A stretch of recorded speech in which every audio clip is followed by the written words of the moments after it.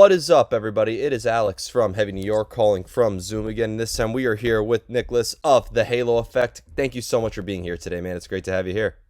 Thank you for having me, Alex. Yeah, Thank you. it's so great to have you here. What an appropriate interview to do before my first trip to Sweden this summer as well. Little side note to that. Uh, Wow. Yep. But it's so awesome to have you here. So, I got to tell you, when it came to, a new band coming and releasing the first single, in my time working as an interview, I've never seen this much hype revolving around, new singles for a band. So, I'm really excited for the rest of the world to Wow. hear the new album, Days of the Lost. For Days of the Lost, could the first singles that we heard be a clear representation of what the entirety of the album is going to sound like, or is that just the tip of the iceberg?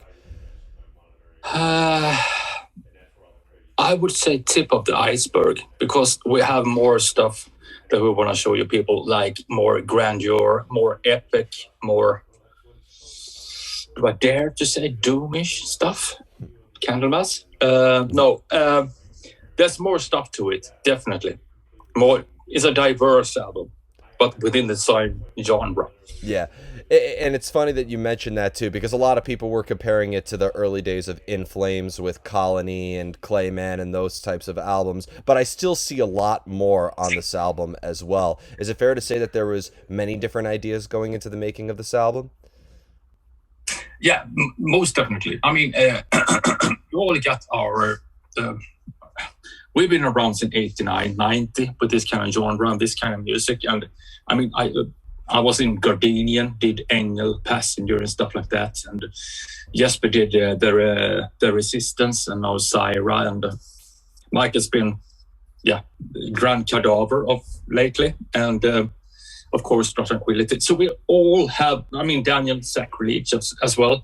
So we've all been around. I think this is the result of everything morphed into one. I mean, for one of the examples, one of the riffage for the verse of "Truth Worth Lying For" is I wrote that one back in 1991. Wow. I just happened to have the vibe. Maybe I should try to this one because I'm a collector of riffage. I love riffage, and it suits the song perfectly. Yeah. And may I just say, it aged very well too, going from 91. Yeah. I guess so. Yep. Just have to find its place. When it came to the formation of the Halo Effect, was the idea to kind of combine all of your different experiences into one project, like literally make make the sound of In Flames and Dark Tranquility and all the projects involved sound, or were you all trying to maybe step into territory that you all haven't explored in any of your projects? That was one of the main questions we had when we gathered around for the first kind of meetings and just, had fun hanging out, having a coffee and just laugh. So we gathered at Peter's place, and he had some ideas that he wanted to show us. It had the intro to the song Gateways, which I later on added more stuff to, which the chorus, the bridge, and everything. But that was the first seed of a song and a way to go. Okay, let's not make this more complicated. Let's go. No progressive, no rush kind of thing. Just go for it. What we feel like doing, what we always done, what we are best at. This is this kind of music because we love it so much, and this is a lot of heart behind it. And there was no second thoughts. As soon as we had Gateways into the can, then we started with Shadow Minds, and after that, Feel What I Believe, and it just went from there. You don't tend to overthink stuff. Just go for it. And it's funny too, because when they call all the bands you've been involved in melodic death metal, I almost don't it almost seems like just like a completely separate genre from death metal to begin with, because of the melodic tendencies that are in it and the atmospheric elements behind it as well. What do you think? I mean, I know melody is what makes melodic death metal, but Yeah. do you think that Yeah. there is other elements that make that genre stand out as well? Do you think that there's other aspects behind it? I don't see too much guttural screams in it, for example. It's more high-pitched screams, so I was wondering if there's other elements that make that genre the genre. For me personally, it has to have the melody, as you mentioned. It has to have some melancholic to it. And I'm really drawn to Swedish folk music, as Jesper is a head honcho of that one. He really is the best at that one. But I really like that melancholic Swedish folk music combined with this heavy riffage. And then on top of that, you have Michael, and you have the groove of Daniel and Peter, which makes it thunderous. And I think it's important to have a melody, to have some kind of a song structure. You're going someplace. And as you mentioned, melody, that's important. Definitely. And it's funny too, because I love when there's like a lot of bands that are melodic death metal, people just immediately assume that they're from Sweden or Finland, and they could be from South America, North America, or anywhere. Yeah. That's the cool thing about it. Yep. There's a band called Aether Realm from North Carolina, and they have a shirt that says, "We are not from Finland." I love that. Yeah. Being such a prolific artist, has the creative mind frame changed between all the projects that you've been involved with, between, Sarcasm and Gardenian and Passenger and Engelin so much? Is there a different creative process or a creative mind frame, or is there a usual method behind the madness that sort of applies to everything? No, it doesn't. I think it's more like I tend to think of all the bands as different worlds, because I work with so many different people. I mean, in Gardenian is Jim and Tim and Håkan and so on. And this was, we're back with Daniel, Peter, and Jesper, my high school buddy. And even Michael. I know Michael since 89, 90. Okay, so we all... And that adds different dynamics. You have different people within the group, within the room. So this is another world. We have to, like, for the halo effect, we have to start from scratch. What we want to do, and then we started with Gateways and so on to Shadow Minds and Feel What I Believe. So it's important to really take care of that and embrace that, because it's a different players, a different mindset. And that's the thing that makes me tick and be very inspirational about, because maybe I have a skeleton of a song ready, and then Daniel comes in. Hey, I just changed the arrangement for this song. I'm thinking about it this way. And wow, I never thought about that. Wow, this is really, really cool. That's something you can add. It's very inspirational. That's I really like that about being in different constellation or different, just meeting up, hanging out. That can be inspirational as well. I mean, the first meeting we had as a band was just talking, hanging out, laughs. I mean, that can be a song in itself. Now I'm getting deep into this, but please. I'm getting inspirational by just talking about music, just being around musician, their point of the view of music, how it can be in different shades and lights, And that's so refreshing to hear a guitar player say, because most guitarists I've interviewed, they say when they need to write riffs or solos or anything like that, they prefer to be alone when there's, isolation being such a great fuel for creativity. But is it fair to say with the halo effect, being that it is so collaborative, that you were able to cultivate these songs by constantly being in the presence of each other? Yeah, I mean, I think that's important. I mean, we've been hanging out for so long, and we know each other for so long. I mean, that was the process of recording this album. Was we didn't interfere with each other's performances. We just knew that, this would be awesome. I put down the guitars, Jesper put down his guitars, and then Daniel comes in, kicks in the drums, and it would sound just fantastic. And it's just, don't overthink. This will turn out great by itself. Use the force and the strength of the band members. Definitely. And when it comes to your guitar playing, do you have a theoretical element that you also follow? Like, are you thinking of scale and form and chord progression, or are you completely self-taught? And I think you just answered the question with that laugh. No, I mean, yeah, kind of. I mean, yes, perhaps some kind of knowledge or some kind. Yeah, we do. But when you play this long, you have your own fingerprints.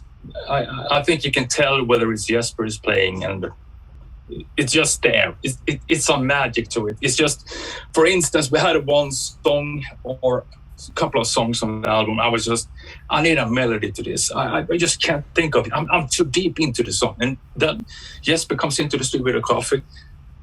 Oh, give me the guitar. I need it now. I need it now. And just grab the guitar and plays the melody as it's been there forever. What the fuck, man? How did you come up with this? I just felt it. And harmony as well. Yes, put on a harmony. There you go. It's done. Wow. Like that. Spur of the moment. Because I think we can, we have the confidence to do such a thing. And I really like those moments when you just click, go for it. Well, every single guitar riff that I've heard, like going to like In Flames, for example, hearing your work with that, like when I hear the riffing in a song, like "Stay With Me" off of "I the Mask" or "The Truth" off of "Battles," it almost seemed like that there's an emotion, there's a lot of emotion within the guitar riffing as well. Has every solo you've written been reflective of an emotion that you were feeling at that particular time? Yeah, I think so. I really want to put emotion into riffage, solo or melody and such, because it's a certain feeling you have. I can't just write music and don't feel anything about it. It just have to be something that just touches me. Yeah, it has to be emotions. That's for sure. Yeah, and I imagine inspiration sometimes strikes at the most inconvenient times, right? Have you always had like riffs or ideas that just disappeared because you didn't have your guitar present with you when you thought of them? Sometimes it happens. Sometimes. And it's a little bit weird. I can't just, yesterday I just picked up the acoustic guitar. We are on a vacation right now. Outside of Gothenburg, West Coast, very beautiful. Wow. Skärhamn is the name. Anyway, they happened to have an acoustic guitar. I just picked it up, just noodle around. There I have a melody. This is a Swedish folk music, maybe. I can use that one. And then the kids, I want to go out, want to go to the beach. I forgot about it. All right. Then I have to take it easy and just... All right, next time. and you know, those great ideas or those great progressions are going to forever haunt you in your dreams. Yeah, maybe so. Yeah. But that's the beauty of making music and being interested all the time. It's like I have these antennas out all the time because I play guitar all the time and listen to music.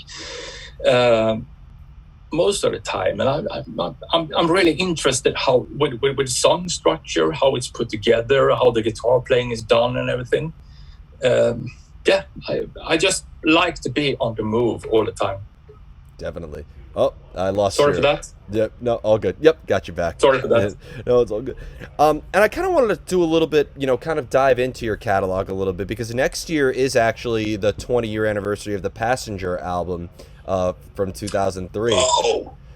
So I did. Yes. Yeah. So I did want to ask, actually, kind of going back down memory lane, what was your memories, or what was the sort of story behind that album? Because that is a classic. I think it's a hidden gem in the Century Media catalog.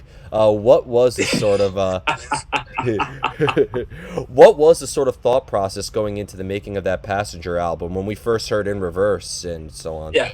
I mean, that's the same with me and Anders. We always talk about music, always shared the same kind of music. We were heavily into Cathedral, Samael, and all that stuff. And then, sorry for that. And we always talking music since 89, 90. And Passenger was it was a band, matter of the heart. We just wanted to make something else. We were heavily into, speaking of Century Media catalog, Sham, a band called Sham, Dead to the World. Amazing album. Oh my God, so good. So good. I love it. Bring that on vinyl, Century Media, please. Yeah. And then we got another Century Media band called Only Living Witness. Do you remember them? I've heard of them, but I haven't dived into that. Talking with the Century Media crew, they've always mentioned every deep dive and catalog, and I'm like, okay, I gotta get that, Yeah, gotta yeah, get that. yeah. So So good. So we were heavily into those bands, and we bonded over those bands. And it was Passenger was a heartfelt, a matter of a heart band. We just go for it. Had a lot of fun, and yeah, it's been 20 years since that one. I didn't think of that. Thank you, Alex, for reminding me. yeah, of course. So now that I reminded you, any chance we could get a celebration of that of some sort? Yeah, that would be cool. That would be cool. Yeah, Definitely. I would like to hear that album in its entirety someday. Yeah, yeah, me too. Yeah. Wow.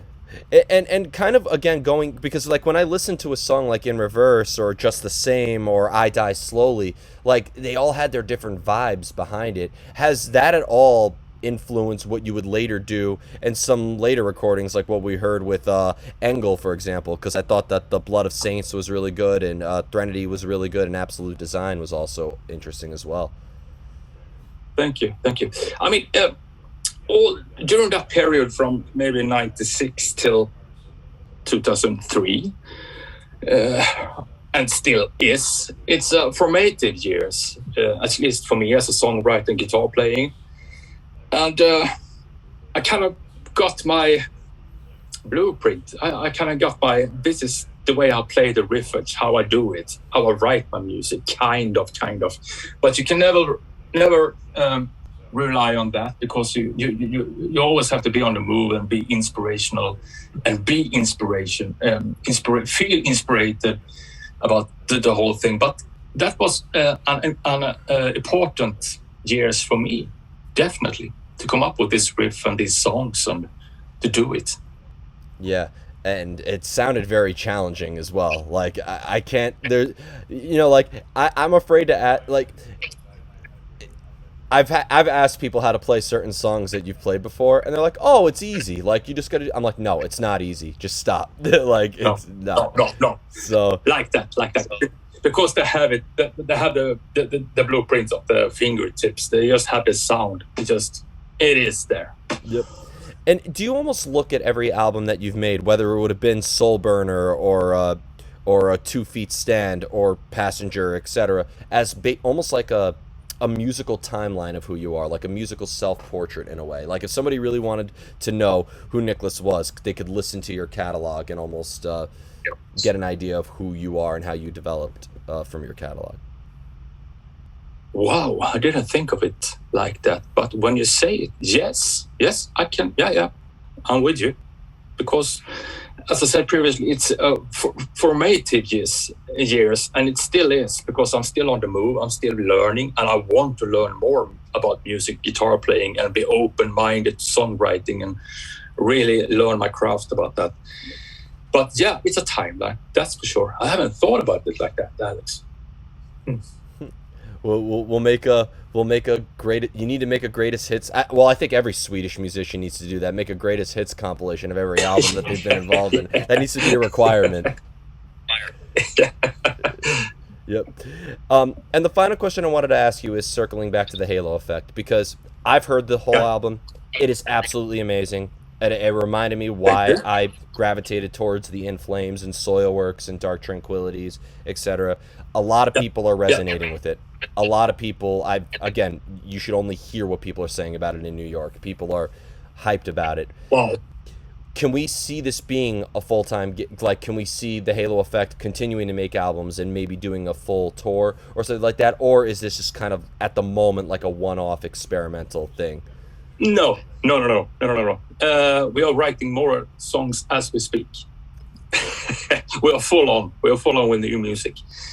And we have these festivals coming up. We did Sweden Rock, which was our first first show ever. That's a hell of a first show. Yeah. That was insane. My God, we had the fourth single got released on Friday, and we were playing on Saturday. So that means we only got 4 songs out there people know about. Wow, we have 50 minutes. How are we going to do this? 50 minutes to do this. How are we going to do this? We'll play the whole record front to back on the first show, and we did.